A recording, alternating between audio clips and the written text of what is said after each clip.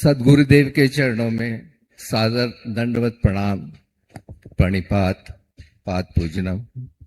गुरुर्ब्रह्मा गुरुर्विष्णु गुरुर्देव महेश्वरः गुरु साक्षात परब्रह्म तस्मै श्री गुरुवे नमः।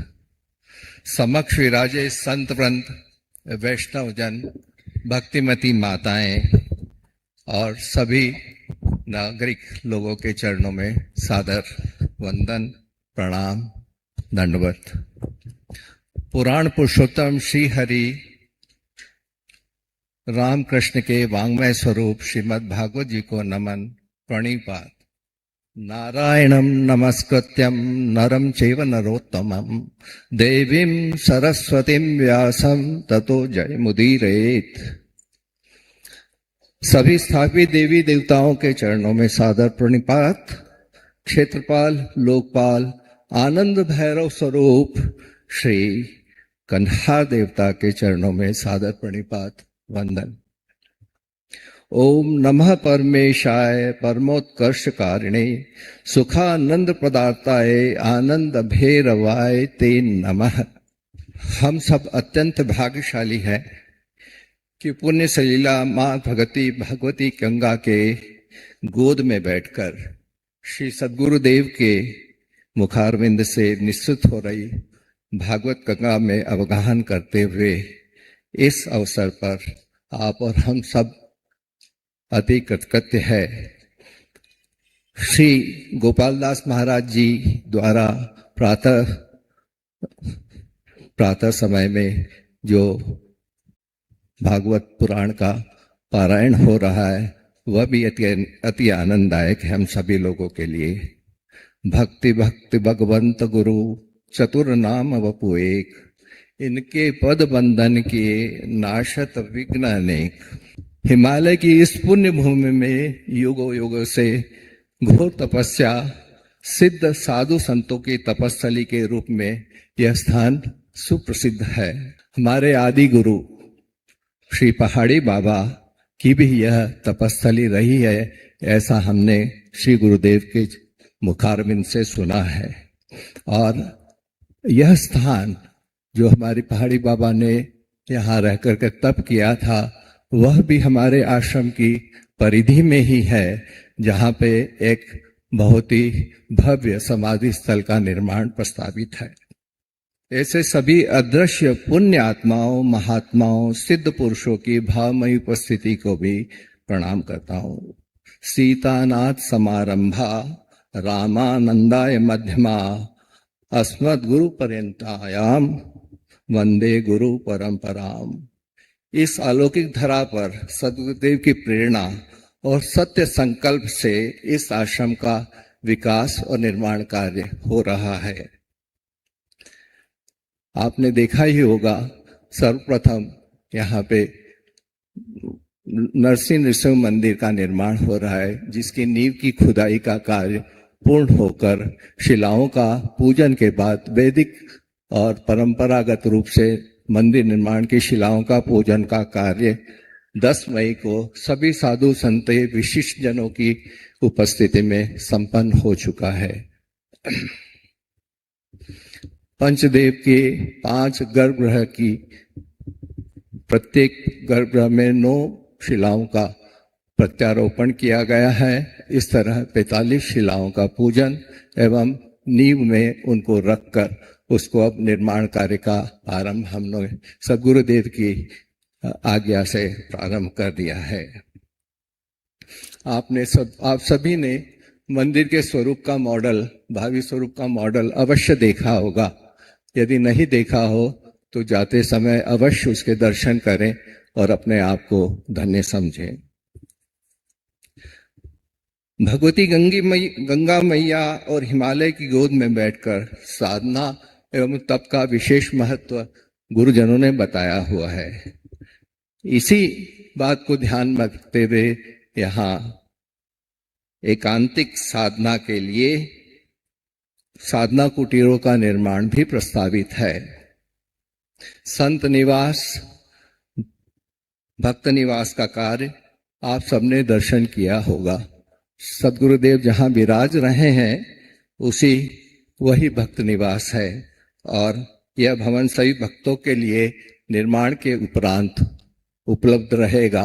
आप सभी लोग अपने मित्रों, अपने परिवारजनों के साथ पूर्व में यदि सूचना देंगे तो वो आपके लिए उपलब्ध रहेगा। अनेकानेक सेवा प्रकल्प एवं सनातन सांस्कृतिक चेतना के पुनर्जागरण का महती उद्देश्य लेकर सद्गुरुदेव की प्रेरणा से और मार्गदर्शन में इस धार्मिक आश्रम के केंद्र के धार्मिक आस्था के केंद्र रूप में यह आश्रम का डेवलपमेंट किया जा रहा है, विकास किया जा रहा है।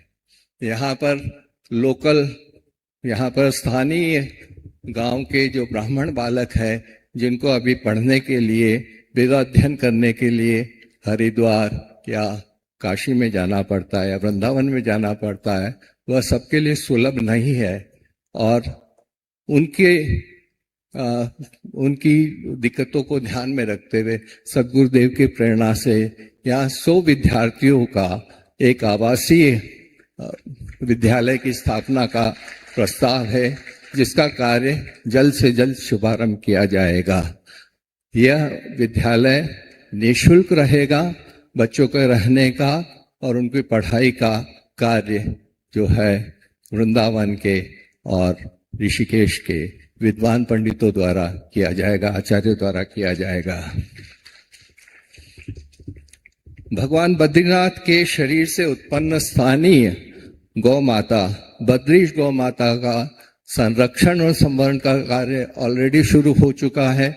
हमारे गौशाला में 60 से 70 गौ माता ऑलरेडी जो है आकर के सेवा का कार्य किया जा रहा है, जिनका चयन गांव-गांव से हमारे वॉलंटियर्स और सहयोगियों ने जाकर के किया है, जिनका कोई संक्रमण नहीं हो अथवा वे जो है पूर्ण रूप से और विशुद्ध हैं। उन गौमाताओं के बछड़े बच्चे और गौमाताओं को यहाँ रखा गया है, जिसकी संख्या निरंतर वृद्धिमान है और बहुत जल्द बहुत बड़ी गौशाला के रूप में मलुकपीठ आश्रम के गौशाला का जो है कार्य होने लगेगा। आगे चलकर गौ माताओं के लिए चिकित्सालय का भी यहाँ पे बनाने का प्रस्ताव है। यह चिकित्सालय न केवल मलुकपीठ की गौ माताओं की सेवा में रहेगा, बल्कि यहाँ के जो स्थानीय गांवों की गौ माताएं हैं उनके लिए भी चिकित्सा के लिए उपलब्ध रहेगा। गंगोत्री से उत्तर काशी तक गंगा के किनारे, भगवती गंगा के किनारे घाटों का निर्माण जो है वह नहीं दर्शन में आता है। इस अभाव की कमी भी उत्तरकाशी आश्रम मलुकपीठ में हम दूर करने का प्रयास कर रहे हैं, जिसका शुभारंभ भी हो चुका है। साथ साथ गंगा आरती का पेवेलियन भी आप लोग देख रहे हैं। इस तरह से यहाँ पे पूरे गंगा के किनारा जो 500 से 600 मीटर का है, स्थानीय और शासन के सहयोग से और नमो गंगा जो प्रकल्प है उसके तहत उसका डेवलपमेंट का प्रस्ताव शासन को भेजा जा चुका है और आप लोग को जानकर खुशी होगी कि शासन का उसमें प्रति जो है भाव बहुत ही पॉजिटिव है। बहुत जल्द आप देखेंगे कि यहाँ पे भव्य घाट का निर्माण हो जाएगा। पहाड़ी क्षेत्रों में चिकित्सा सुविधाओं का बड़ा अभाव है, ऐसा यहाँ के स्थानीय लोग बताते रहते हैं। आश्रम का प्रयास रहेगा कि इस क्षेत्र में भी हम कुछ कार्य कर सकें। महाराज जी के परम भक्त श्री डॉक्टर कृष्णावतार जी का जो अस्पताल है, सिनर्जी हॉस्पिटल देहरादून, उसके सहयोग से एक प्राइमरी सेंटर का शुभारंभ शीघ्रातिशीघ्र होने जाना रहा है, जिसमें ऑलरेडी कुछ दवाओं का संकलन जो मौसम के अनुसार जो बीमारियां आ जाती हैं उनके लिए और बहुत जल्द उपलब्ध होने जा रहा है। तो स्थानीय लोगों को इस चिकित्सालय का भी बहुत बड़ा लाभ मिलने जा रहा है। इस आश्रम का निर्माण भारतवर्ष के सभी प्रांतों से में जो महाराज जी के भक्तगण हैं उनके सहयोग से किया जा रहा है एवं स्थानीय लोगों के सहयोग से भी किया जा रहा है। यह आश्रम आप सब लोगों का है, हम लोगों का है और हमारे सनातन धर्म की सेवा के लिए है। इसलिए आप इसको अपना ही जानकर और आप इसके साथ पूरा सहयोग करें, ऐसी प्रार्थना है। यहाँ आए भक्तों के अंदर आप सभी प्रांतों से आए हुए लोगों से मिल सकते हैं। मैं बहुत से लोग जो यहाँ राजस्थान, मध्य प्रदेश, गुजरात, आंध्र प्रदेश, तमिलनाडु, केरला इत्यादि से आए में हैं, उन सब भक्तों का स्वागत करता हूँ, वंदन करता हूँ, अभिनंदन करता हूँ। स्थानीय जन भी भरपूर योगदान दे रहे हैं। शासन प्रशासन का भी हमें पूर्ण रूप से सहयोग मिल रहा है और चूंकि यह आश्रम आप सब लोग के लिए है, इसको और प्रभावशाली ढंग से किस ढंग से हम रेलेवेंट कर सकते हैं, किस ढंग से इसका भरपूर फायदा आध्यात्मिक चेतना को जागृत करने में फायदा उठा सकते हैं, इसके प्रति आपके सुझावों का स्वागत है।